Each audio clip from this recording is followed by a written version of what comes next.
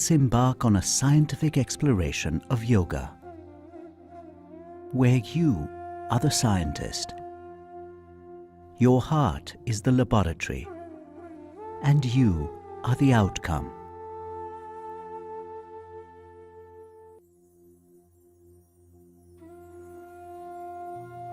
Welcome to this session of Meditate with Daaji. Today's episode is a departure from previous episodes. Today we will celebrate Krishna, and Daaji will speak to us about the significance of the Gita. In particular, he will share with us the 7 gems of the Gita. So let's journey together to the heart of the Gita.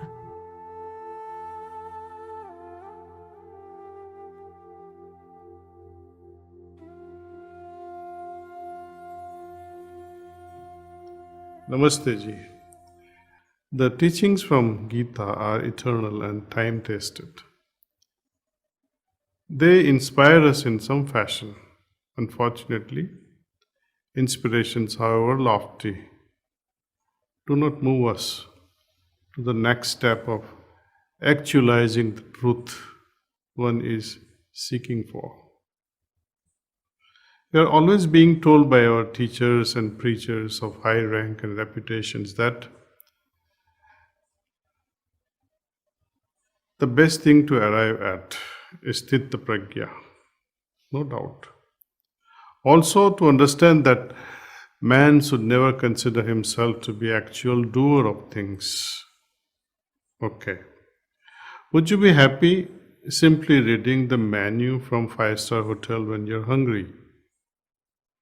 We read witnessing bhava or sthita prajna state or a balanced state or all those lofty states. How are we to arrive at them?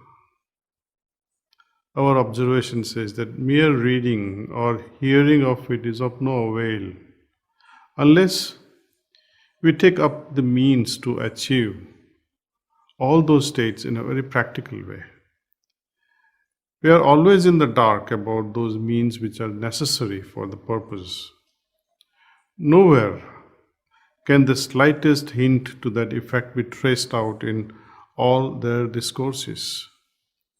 The result is that those who are listening are wrongly led to this conclusion that only the frequent repetition, like mantras, verses after verses, should be enough. Things like, I am not the doer, or I am Brahmam, or Brahmasmi. Is it all enough, just reciting? It is detrimental, in fact, to remain under illusion of having merely done our part of recitation. One must adopt right means to arrive at right results. Earning the fruits of our practice, like sthita prajna state of mind, or having a condition like that of a lotus leaf in a dirty pond of water that remains unaffected, or becoming a witness, or joyously embracing saranagati, or performing niskam karma or desireless state. Will recitations such as I am Brahman or I am merely a witness actually give birth to such states? Think over it. If that was so easy, then by now all reciters and listeners would have attained what Lord Krishna is hinting at in many different ways. I would like to share with you all a great revelation, a mercy of my beloved Master, Pujya Sri Babuji Maharaj. Please pay close attention. Let us visit the Mahabharata scene when the war was just about to begin. Arjun is despondent and decides not to fight. Now, consider how much time Lord Krishna could have possibly required for speaking out the total text of Gita as we find it today. The armies were standing face to face on the battlefield, and war trumpets were sounding aloud, announcing the 0 hour for that ultimate action. How much time was there at the disposal of Lord Krishna to bring Arjun back to proper course, getting him ready to fight the war by preaching sermons to him? Think over it. The recitation of 18 chapters packed with 700 slokas requires at least few hours. How could that be possible at that critical moment? Evidently, he could not have taken more than a few minutes for it. The fact is that Lord Krishna actually transmitted to Arjun within few minutes all those mental states necessary for the purpose at that very moment. Really, they were the very conditions which a spiritual seeker passes through during the course of spiritual journey. The process brought Arjuna instantly to a higher state of a feeling of spiritual consciousness and purged out the feeling of undue attachment from his heart. This can as well be possible today if a personality of that caliber is there. But as it is too commonly witnessed, people hear, they recite Gita for the whole life without taking in the least effect thereof. The essence of Gita never touches their heart. How many has so far turned around like Arjuna, in spite of hearing the Gita for years together? Lord Krishna transmitted the knowledge to Arjuna, as witnessed by sage Vyasa, who transcribed the same in sloka format. This is important to understand, that whatever transpired between Lord Krishna and Arjuna, unspoken words which were transmitted, they were transcribed in sloka format later on by sage Vyasa. This heart-to-heart transmission from the heart of the Lord to Arjuna was witnessed by sage Vyasa, who carefully transcribed those emotions and conditions in slokas that became what we read today as Gita. The actually recited verses were only 7. These 7 gems were imparted to Arjuna through 7 verses. The rest were added by many sages over the passage of time, besides what sage Vyasa transcribed, the heart-to-heart conversation that was between Lord and Arjuna. Heart-to-heart dialogue was also no less important, perhaps more important than those 7 verbal communicated verses. I like to, with a lot of reverence to the Lord, to my beloved Babuji Maharaj, heart flowing in gratefulness, I like to share with you all those 7 gems, the 7 verses.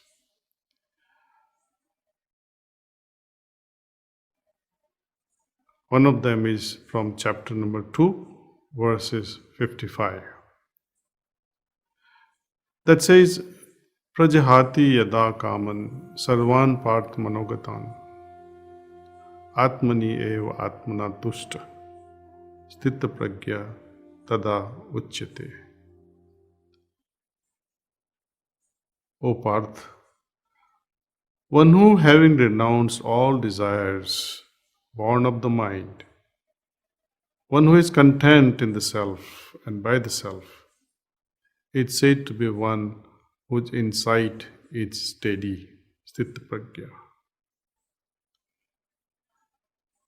Chapter 2, verse 62. Dhyayata visayan punsa sangate sup jayate Sadgat sanjayate kama, kamat krodha abhijayate. While contemplating on the pleasures of the senses, one is attracted to them. From attraction arises desire, and from desire arises anger. Next one also from the same chapter, verse 63. Krodhat bhavati sammoha, sammohat smriti vibhrama. Smriti ansad buddhinasha, buddhinasat pranashyati. Anger leads to confusion or delusion of mind, which results in loss of memory. When the memory is lost, the intellect is lost, destroyed, and ruin of intellect leads man to destruction. Next verse also from the same chapter, 64 in number. Raga dvesha viyukteha, tu visayan indriye charan, atmavashya videyatma, prasadam adhigacchati. But one who controls the mind and is free from likes and dislikes, raga and dvesha, even while using the objects of the senses, attains the grace of God.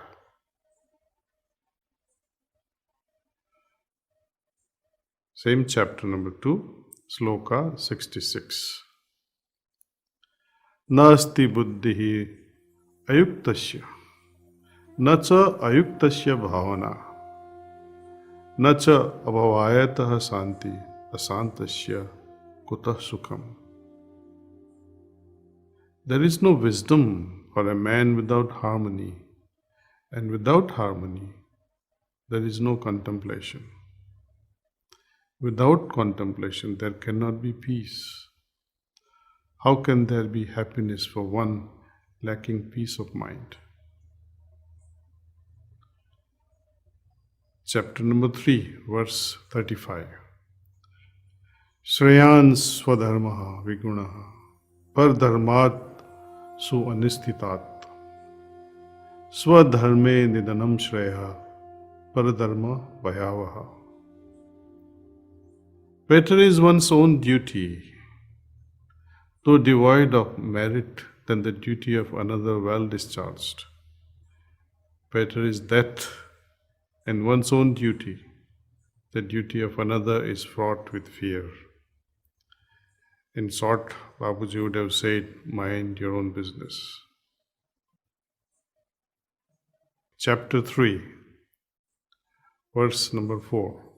Na karmaram anarambhat niskarmyam purusha asnute nacha sanyasanat eva siddhim sam adhikachati. Not by refraining from action does man secures freedom from action. Let me repeat. Not by refraining from action does a man secures freedom from action, nor does he secure ultimate perfection by mere renunciation that he may secure. Well, those are the 7 gems. Later on, towards the end of the day of the first day of the war, cajoling Arjun, Lord reveals 3 more secrets, personal secrets to Arjun. Yada yada hi dharmasya glanir bhavati bharata abhyuttanam adharmasya tadatmanam sujamyam. That is from Adhyay 4, verse number 7. The next sloka also. Paritranaya sadhanam vinasaya cha duskritam dharma sansthapanarthaya sambhavami yuge yuge. And very important one. chapter 18, verse number 66. Sarva dharman parityajya mam ekam saranam vraja. Aham tva sarva papebhya mokshayishyami ma sucha. Now we'll sit and meditate.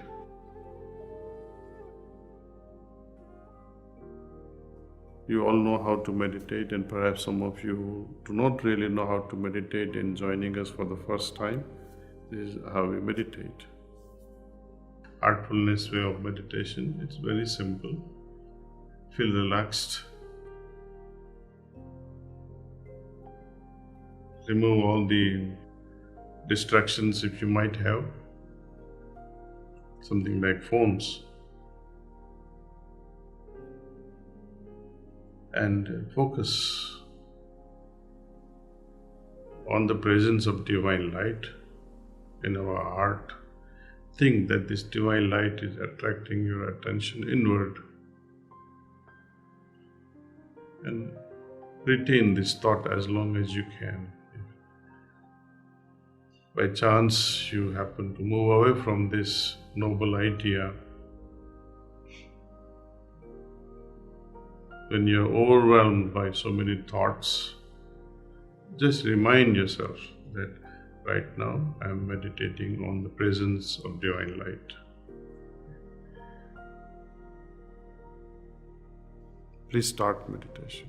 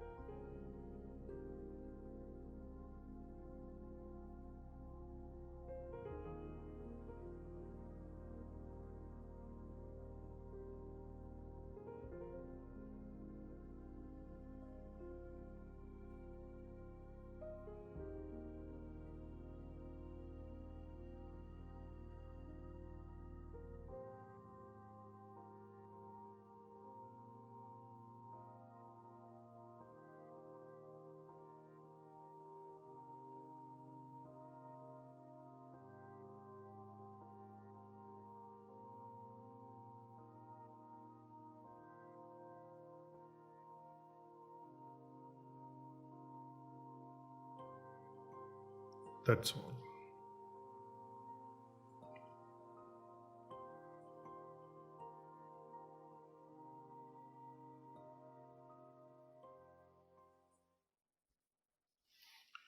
So we'll meet coming Sunday at 9 in the morning.